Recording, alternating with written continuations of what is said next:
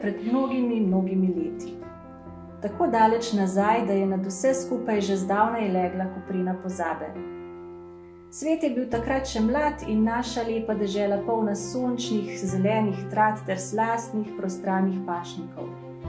Svetlo sonce je sijalo zadovoljno in srečno in se vsako jutro smejalo z modrega, jasnega neba.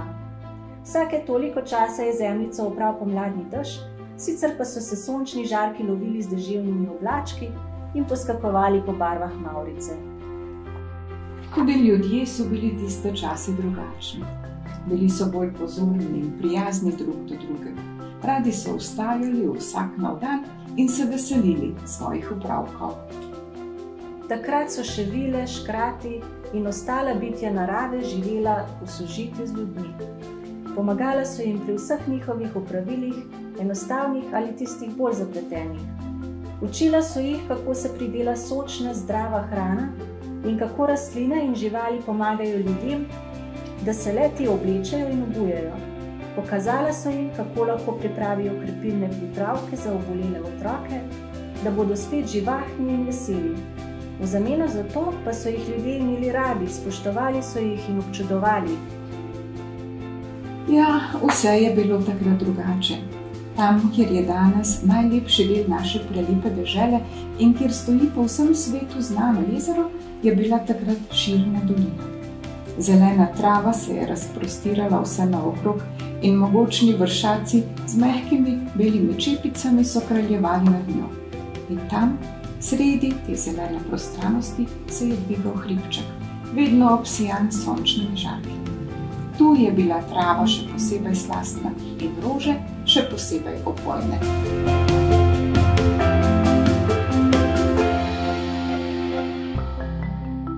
Gorske vile, ki so živele pod temi visokimi hribi, so vsako toplo pomladno in poletno noč preplesale na tem hribčku. Bile so lepe, vitke deklice z dolgimi zlatimi lasmi in prosojnimi krili mavričnih barv. Njihova krila so bila večja in lepša kot metuljeva in so jih neslišno ponesle v njihov zračni ples. Pa tudi pele so nad vse rade. Njihovi glasovi so kot zvončki pozvanjali skozi poletne zvezdne noči in marsikateri utrujeni popotnik se je naslonil na drevo in prisluhnil in se potopil v krepčilen spanec, v katerega so ga ponesle svojo pesmijo. In ker so bile rože prav tu še posebej vabljive, so ovčke, ki so jih pasli okoliški pastirji, kmalu zašle ravno sem. Pastirci pa seveda za njimi in se čisto nič niso trudili, da bi jih odpeljali kam drugam. Zakaj neki? Saj je tudi njim bilo prav tam še posebej lepo. Lepe deklice so jih milo prosile, naj umaknejo svoje živalice in jih pustijo pri miru.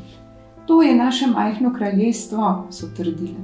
Okoli teh prelepih rož plešemo in pojemo, jih občudujemo in se jih veselimo.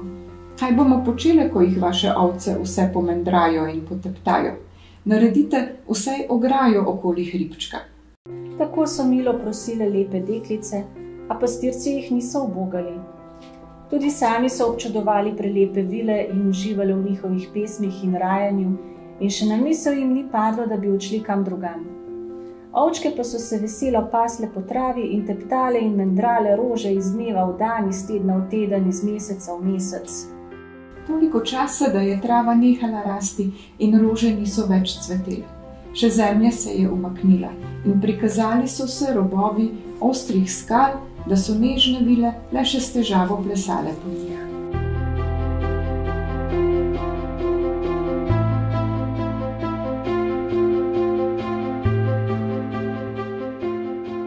Vedno znova je katera od njih zakrvavela po nožicah, ki niso bile vajene ostrega kamna.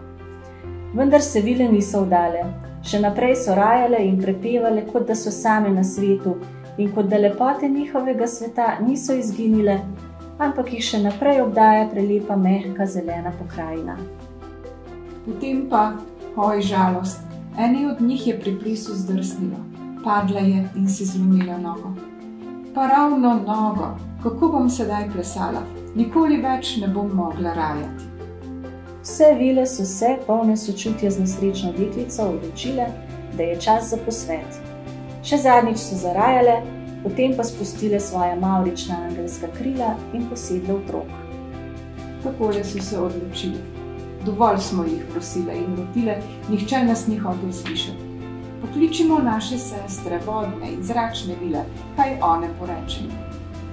Res so se jim pridružile še vodne in zračne vile, poslušali njihovo težavo in se strinjale, da je nekako treba ukrepati. Tako so nekega lepega jutra čez dolinico zapihali vetrovi in voda je lila z neba in iz vseh hudournikov, potokov in rek. Ko se je ples vodnih in zračnih vil končno umiril, je na mestu, kjer je bil nekoč pisan travnik, nastalo prelepo jezero. Obdajalo je skalnati otoček, ki je ostal na sredini in tu stoji še danes. Prelepe deklice so spet lahko zarajale v miru in samoti, tokrat na gladini jezera. Pile so, se vsako toplo majsko noč zlile z lunenimi žarki, v poletnih dneh po nevihti pa se spet in spet spuščale po loku Mavrice. Pastirji jih niso več videli.